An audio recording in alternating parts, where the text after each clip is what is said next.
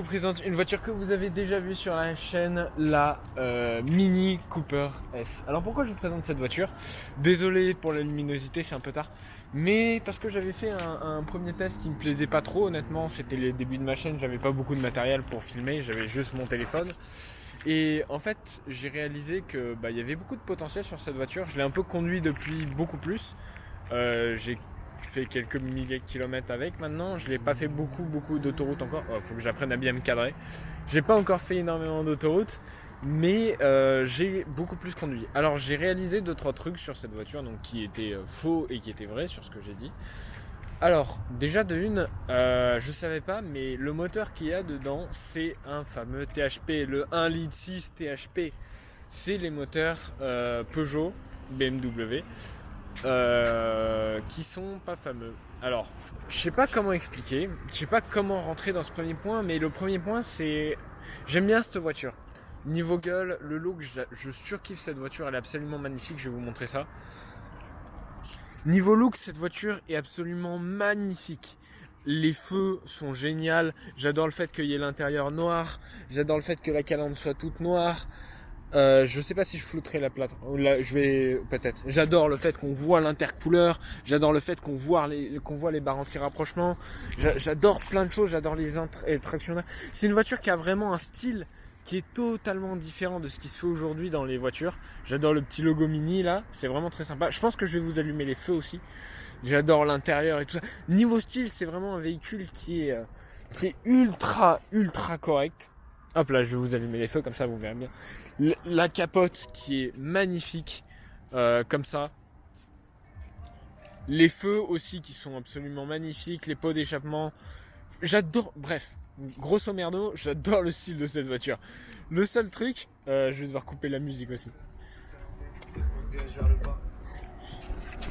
Je disais que le seul truc qui est dommage sur cette voiture, en fait, c'est vraiment que, je sais pas comment expliquer ça, mais le moteur la rend un peu triste. Puisque il y a vraiment pas beaucoup d'émotions comme dans ma Peugeot, alors que c'est un véhicule qui marche carrément moins bien, elle est moins agile, etc. Mais le châssis de la voiture est exceptionnel, je vous le jure. Le châssis de la voiture est exceptionnel, il tient très bien la route. Le seul petit problème au niveau du châssis, et donc on parle pas moteur, on parle juste le châssis, c'est les suspensions qui sont pas très bien adaptées à une voiture de ville, parce qu'avant tout c'est une voiture de ville. Mine de rien, c'est pas une voiture de sport, c'est ça que les gens comprennent pas et que j'essaie d'expliquer à travers mes vidéos. Donc, les suspensions qui sont un peu dures, voilà, c'est le problème, mais bon, en même temps, c'est pas mal quand on part sur un usage un peu plus sportif. Et les pneus qui sont absolument beaucoup trop petits. D'ailleurs, là, il y a une réparation que j'ai fait sur ce pneu, je vais vous montrer. Mais regardez, le pneu est minuscule, il est plus petit que sur ma Peugeot 307, qui fait exactement le même poids et qui a pas 2 fois moins de chevaux, qui a 150 chevaux, 140 chevaux. Donc, ça, c'est bizarre. Et un autre truc que j'aime pas au niveau châssis, c'est la direction qui est peut-être artificiellement dure, mais pas engageante. C'est-à-dire que la voiture, on lui dit tourne, qu'elle tourne ou qu'elle tourne pas, on sait pas ce qui se passe. C'est ça qui est un peu dommage. Donc voilà. Niveau moteur, c'est là où ça pêche un peu plus. Je vais vous expliquer mon opinion. Donc, mon point, c'est de dire qu'en fait, cette voiture, elle est absolument superbe. Niveau extérieur, niveau style, elle est magnifique. Niveau comportement châssis, elle est superbe. Mais ils ont foutu un putain de 1,6 litre THP. Alors, ouais, il marche. Je vais pas dire le contraire, ça marche super fort. Il y a rien à dire. Si on devait comparer ça à une voiture normale, le moteur marche. Mais c'est pas une voiture normale, c'est une voiture sportive. Le moteur est pas engageant, il y a aucun plaisir à conduire ce moteur. En plus, il est pas réputé ultra fiable. Il y a vraiment, quand on le conduit, il monte pas trop dans les tours. La sonorité est pas spectaculaire malgré qu'il y a un gros travail sur l'échappement. Vous allez voir ça tout à l'heure quand je vais la démarrer. Donc c'est vraiment un point que je trouve étrange, ce moteur. Je sais pas trop ce qu'ils ont foutu BMW. Ils voulaient un moteur pas cher et puissant. Ils l'ont trouvé chez Peugeot, mais c'est un peu... C'est un peu dommage, il a vraiment rien d'engageant et je vois pas trop ce qu'il a à faire là. Encore une fois, si c'était une voiture pas sportive, ça aurait été super d'avoir un lead 6 THP qui marche, même si c'est pas fiable, mais ça c'est un autre sujet, parce qu'il marche. Hein. Mais voilà, c'est ça que je lui reproche. Après, deuxième truc, c'est que la voiture coûte, je crois quand même 40 000 euros. Donc pour 40 000 euros, un moteur qui n'est pas très engageant, je trouve ça un peu dommage. Donc bon, c'est les critiques générales de la voiture que j'ai à faire niveau moteur, niveau suspension, niveau châssis. On va rentrer niveau style. Le style de cette voiture, je le trouve absolument magnifique. Alors je vais me mettre à éteindre les phares parce que je pense que vous les avez assez vus, vous pouvez plus vous les saquer.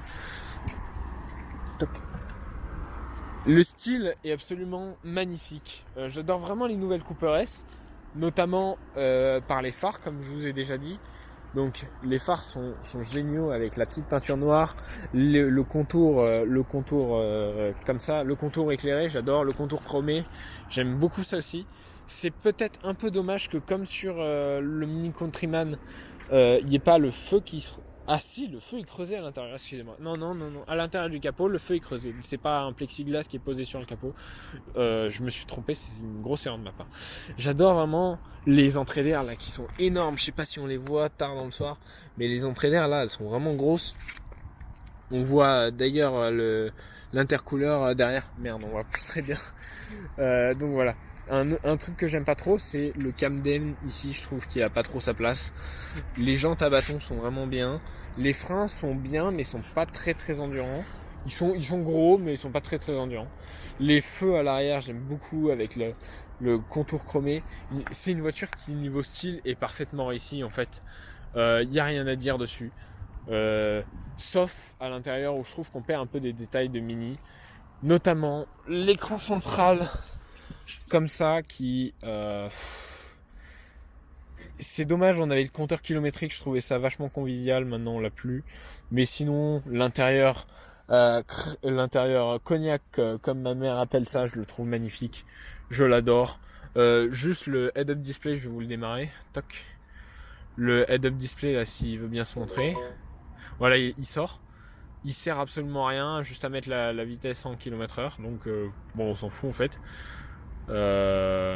Voilà, ça, hop là, si je peux tourner le volant, bon, ça j'aime vraiment bien, je trouve ça vraiment très bien intégré avec les aiguilles, c'est super sympa, il est assez complet. J'aimerais qu'il soit un peu plus modifiable vu qu'on a des écrans, mais c'est pas grave. Ça c'est vraiment super aussi. La charge intégrée c'est vraiment super. La commande ici, bon ça fait BMW mais c'est pas très grave. Juste le pommeau de vitesse je le trouve un peu moche. Je vais pas vous cacher, j'ai l'impression qu'on prend une couille là en plein milieu. Je suis pas trop fan. Mais sinon à part ça l'intérieur est vraiment bien, la finition est pas trop mal du tout. Plastique moussé, plastique pas moussé, enfin si plastique moussé. Ça manque peut-être un peu de métal à mon goût, mais voilà. Autre point que je n'aime pas trop, c'est les sièges à l'arrière sont absolument inutiles. J'aurais préféré limite avoir une voiture un peu plus courte ou avoir un plus grand coffre au choix. Mais là, je trouve que c'est inutile. Ou avoir un plus long capot, je sais pas, faire un truc, mais mettre un plus gros moteur dessus, je sais pas, faire un truc. Mais là, je trouve que c'est inutile. Là, c'est ma position de conduite. Putain, on voit vraiment rien. Bon, merde. Bon, enfin bref, vous avez bien vu que c'était inutile. Et un autre truc que j'aime pas, c'est quand la voiture elle est capotée. Quand la voiture est capotée, elle est moche en fait. Elle a été conçue pour être décapotée cette voiture. Elle a une ligne qui est exceptionnelle décapotée. Mais capotée, putain, qu'est-ce qu'elle est moche. Et qu'est-ce qu'elle est moche, j'ai jamais vu ça. C'est un truc de fou. J'ai jamais vu une voiture aussi moche capotée. Je comprends pas comment c'est possible, surtout que la coupée est vraiment pas mal. Mais là, capotée, c'est bizarre. Ça fait un arrière tombant, je suis vraiment pas fan du tout. Bon, ce que je vais faire, c'est que je vais vous la démarrer. Et on va peut-être partir pour un test drive. Et ensuite, bah voilà. Hein. Je vais vous faire. Il faut juste que je fasse une petite photo. Donc, toc. Je vais mettre la caméra ici.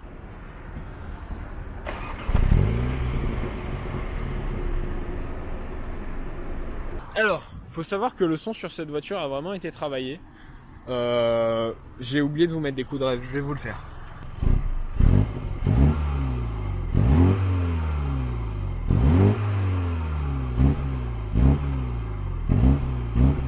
Je disais que le son sur cette voiture a vraiment été travaillé.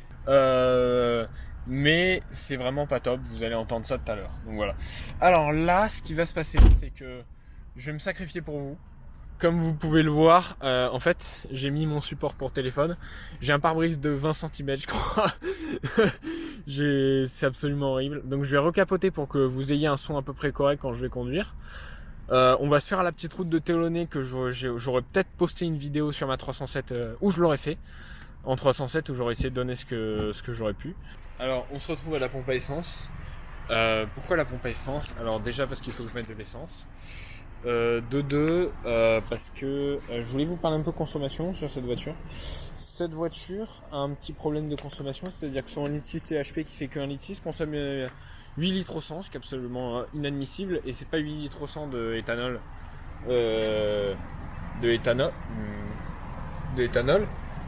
c'est 8 litres au 100 de SP98, et quand on est à l'éthanol, c'est encore plus. Autre problème, autre truc que je voulais vous parler, c'est ça. C'est la ligne avec la capote que je sais pas si vous serez d'accord avec moi, mais je trouve vraiment beaucoup plus triste. Alors on a pris la capote en drapeau, mais je suis pas fan du tout. Et donc c'est un réservoir qui fait 30 litres, je crois, une merde comme ça. Donc je vais reprendre ma carte, je vais pas vous la montrer, surtout pas. Et je vais mettre du 95, SP95 E10 ou SP95 normal. Je sais pas lequel il faut prendre. Bah je vais prendre le 10. Ouais c'est ça. SP95 E10. Toc. Oh, c'est un peu loin.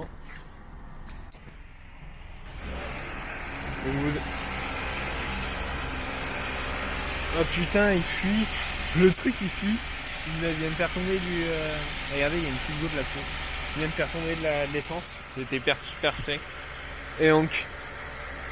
Ça met, on peut mettre jusqu'à 30 litres dedans et on peut faire, je vous laisse deviner, 300 bornes avec une voiture. Oh là là, mais on est obligé de passer à la pompe toutes les 20 minutes, vivement les réservoirs de 60 litres qui faisaient vachement du bien quand même. Ça manque. Parce que faire 300 bornes avec une voiture, c'est pas top. C'est pas top du tout. Enfin après, chacun voit ce midi à sa porte, mais je trouve pas ça top du tout. L'avantage c'est que les pleins à la pompe vont vite du coup, les pleins à la pompe vont même très vite et bon à 1,9 ça fait cher mais bon c'est comme ça. Et donc vous avez 34 litres qu'on a pu mettre dans cette voiture, ça doit être un réservoir de 40 litres. Toc, je prends ça avec moi et on va pouvoir aller rouler, je vous emmène directement rouler, c'est parti. Ok c'est bon, j'ai set la caméra, je suis arrivé à la destination, donc là on va parler, on va voir ce que ça va donner. Ça fait un peu longtemps que j'ai pas conduit cette voiture. Mon Waze, pour une fois que j'ai Waze et que je fais pas de facecam parce que ça sert à rien et je peux pas accrocher mon téléphone sur cette voiture. Donc là on sera que en frontal view. Peut-être que je vous... Et je peux pas vous faire de facecam non plus parce que j'ai le rétroviseur dans la gueule. Enfin la caméra a le rétroviseur dans la gueule quand en machine. Donc peut-être qu'il y aura une troisième vidéo, une quatrième vidéo sur cette voiture qui parlera de quoi? Qui parlera une POV finalement. Si j'arrive à trouver une caméra pour faire un POV. Alors je vais conduire en automatique parce que j'ai pas la prétention d'être assez bon en manuel sur ce genre de voiture. Donc voilà. Mais vous pouvez déjà entendre le bruit qu'elle fait, qui est assez marrant. Mais c'est marrant quoi, c'est tout. J'espère que ces boulets vont pas me faire chier plus longtemps. Donc il y en a un qui est déjà parti. Il en manque plus qu'un autre qu'on devrait réussir à faire partir assez vite. Je l'espère. Vous allez voir que, en fait, le défaut que je trouvais à cette voiture, c'est-à-dire les pneus, c'est vraiment un gros défaut. Ah. C'est vraiment un gros défaut. Parce qu'on perd l'adhérence assez vite. J'ai failli perdre l'adhérence 2 fois sur le train avant. Ce qui est vraiment problématique. S'il te plaît, dégage, je veux pas à gauche. Non, il va à gauche, fils de pute. Oh oui. Bon.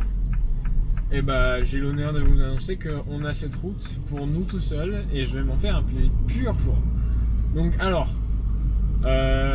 Déjà, vous pouvez constater que je vais vous essuyer un peu pour que vous soyez tout propre. Toc. Voilà. Deuxièmement, je vais mettre les pleins phares parce qu'ils éclairent vraiment bien, ça serait dommage de s'en priver. Mon Waze est totalement perdu, c'est pas grave. Je pense que je vais fermer à moitié la porte pour que vous puissiez m'entendre si jamais je dis des trucs intéressants. Et on va pouvoir y aller.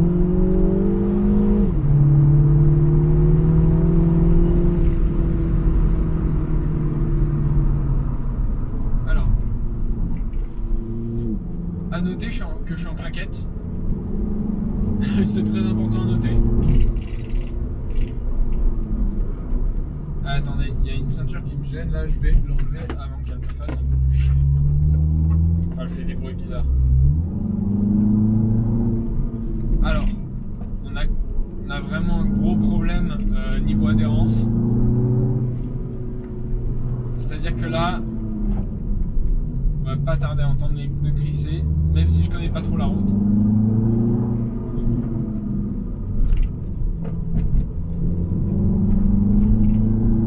Genre là, en fait, je sens dans mon guidon qu'il n'y a pas grand chose qui passe à la route. Genre, quand j'accélère dans un virage, c'est vraiment surprenant, il n'y a rien qui passe.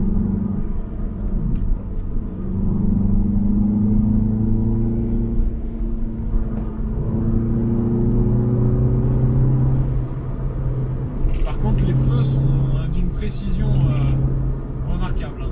Il n'y a rien à dire sur les feux. Alors ça met des sueurs froides. Hein. Parce que c'est pas ma voiture pour rappel. Et je la connais pas trop. Et elle est vraiment difficile à jauger. On peut aller vite, mais pas trop quand même. Hein.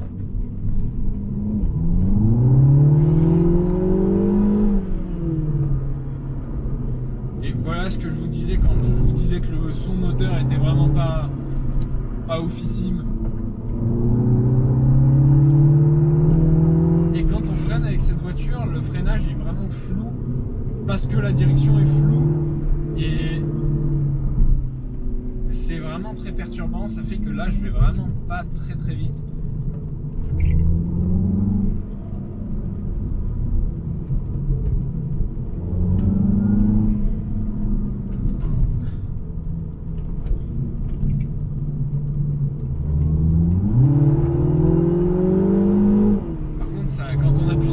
Ça avance, ça tabasse. Et on est tout le temps sur le frein juste après parce que on a aucun ressenti de la voiture, hein. Genre vraiment. Et je freine à peine et les freins ils sont déjà, les pneus sont déjà en PLS. C'est vraiment très compliqué à gérer. Très très très compliqué à gérer tout ça. Oh, j'ai plus de frein.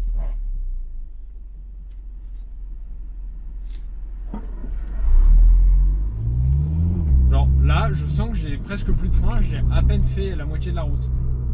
Donc ça va vraiment être marrant de voir ce que ça va donner. Vous voyez, j'ai à peine accéléré, la voiture est déjà en PLS. Littéralement, j'ai à peine accéléré. Regardez, je vais accélérer là. Je vais vous faire un lunch. C'est parti. Je vais même vous filmer toc sur mon téléphone le 0 à 100.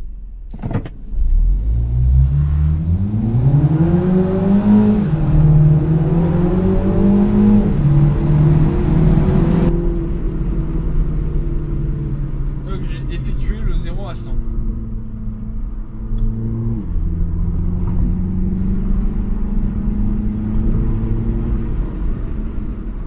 D'après mes souvenirs, ça freine fort.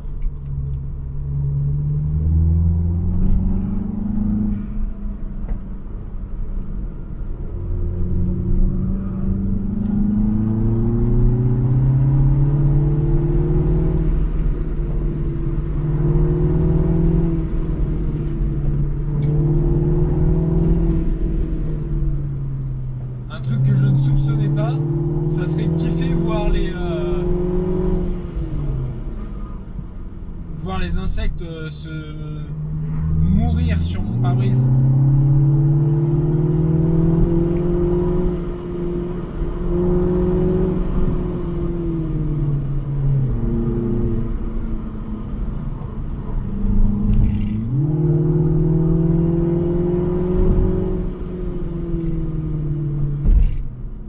J'ai l'impression de ne pas avoir de frein, c'est absolument horrible.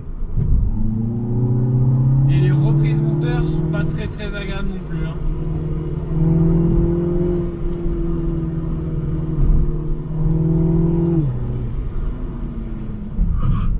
Ah ouais, j'ai plus de frein.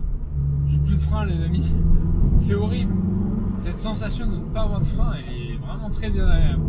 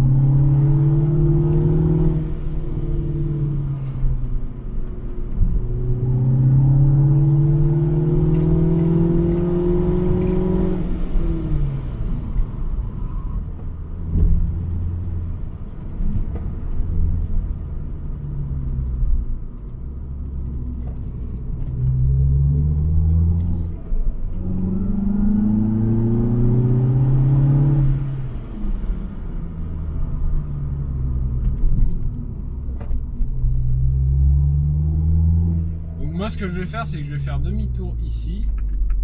Comme ça, j'ai bien la place de faire un beau demi-tour et je vais repartir en arrière.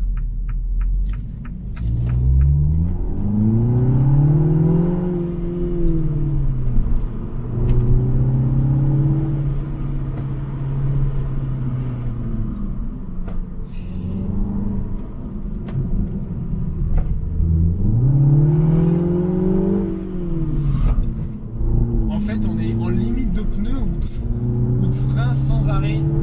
Ce qui fait qu'on ne freine vraiment pas. C'est pas juste une impression.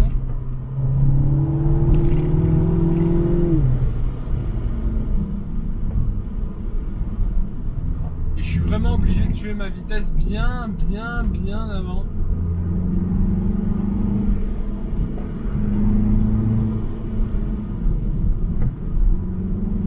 Et ce qui fait que par exemple ça pue les pneus aussi, mine de rien.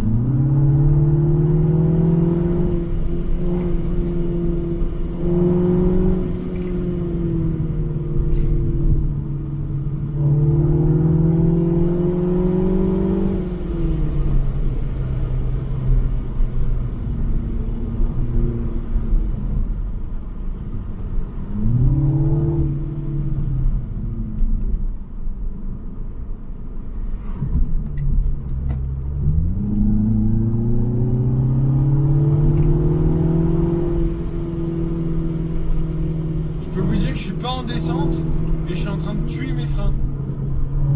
Je suis sur un terrain relativement plat. Pourtant ils sont en train de mourir là.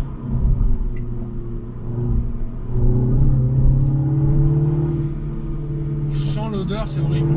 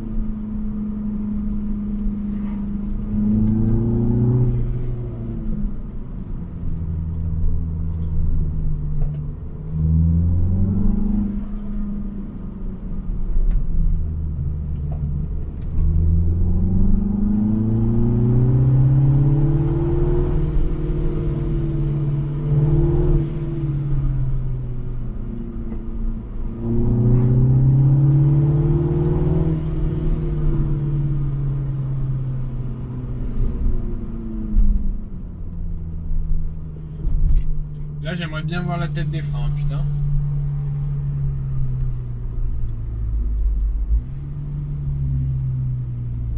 Oh, j'en ai pour 86 secondes. Alors, je vais sortir juste pour voir la tête des freins. Oh putain.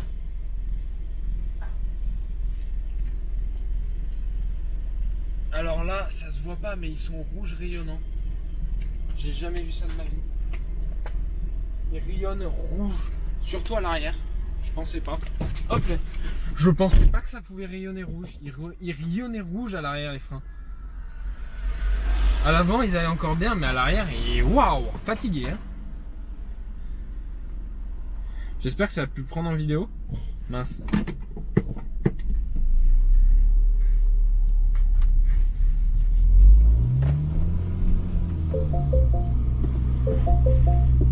Je vais remettre la ceinture.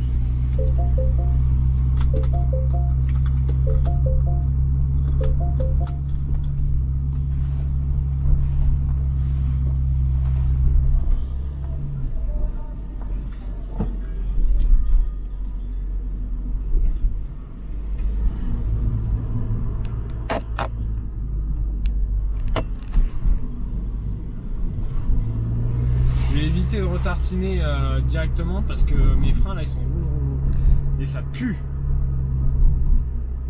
Mais en même temps c'est trop tentant. En fait, si on en conclut, la morale de cette histoire c'est que...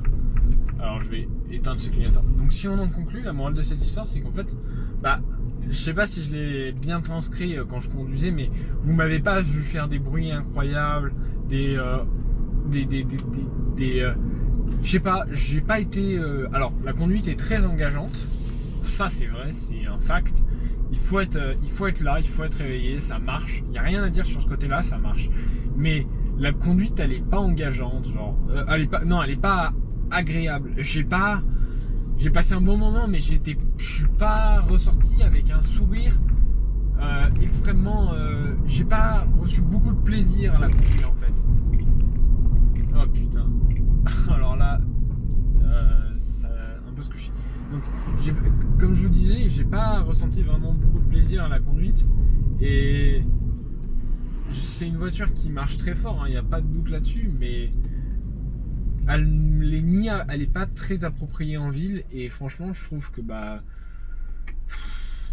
c'est un peu dommage. Donc, ce que je vous disais, c'est que j'ai bien aimé conduire cette voiture, mais le truc, c'est que j'ai pas été transcendé. J'ai pas vraiment pris de plaisir à...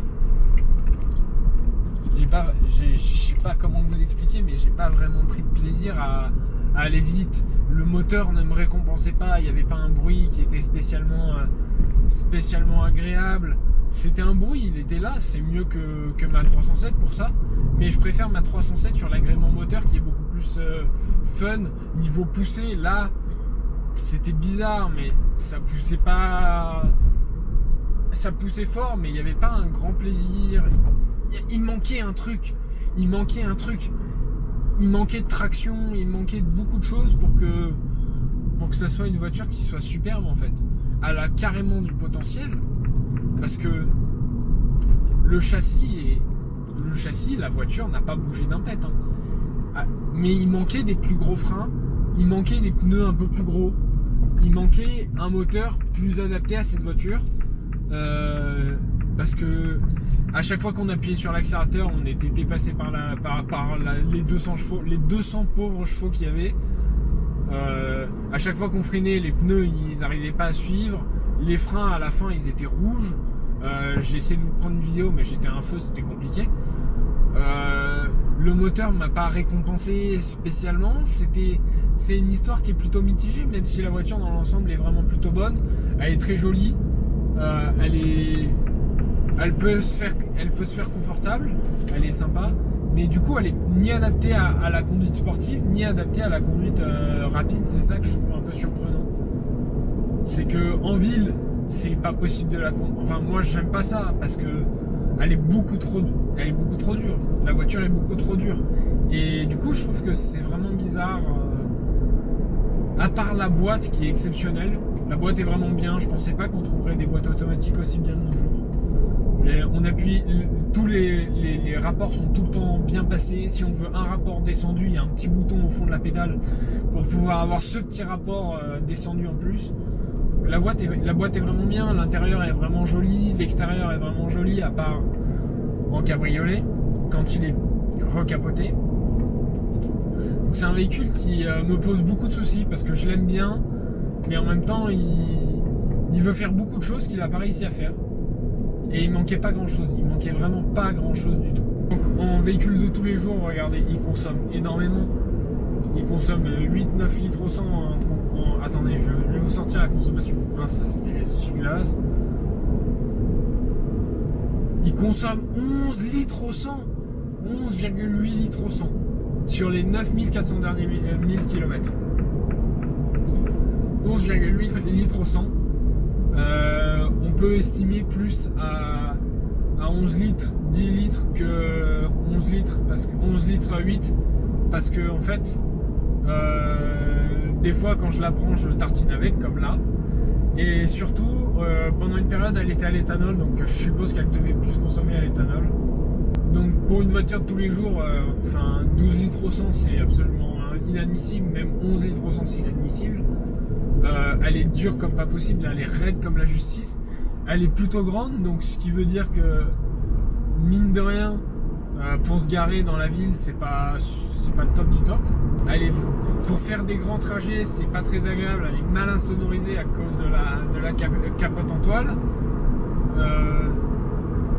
Elle est, je sais pas comment vous dire autre chose que je suis perplexe à propos de cette voiture et je sais pas si vous me comprendrez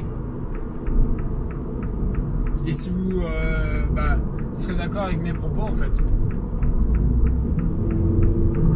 Que dire que c'est une voiture qui est bien, mais il lui manque tellement de choses pour être meilleure. Sur ce, j'espère que vous aurez apprécié la vidéo. Je suis désolé si je finis la vidéo dans le noir, j'ai pas trouvé d'autre solution de la finir autre que dans le noir. Je vous remercie d'avoir regardé la vidéo. Pensez à vous abonner, à mettre un commentaire si vous êtes d'accord, si vous n'êtes pas d'accord avec ce que je viens de dire, et à liker, ça me ferait extrêmement plaisir. Et je vous dis à une prochaine vidéo.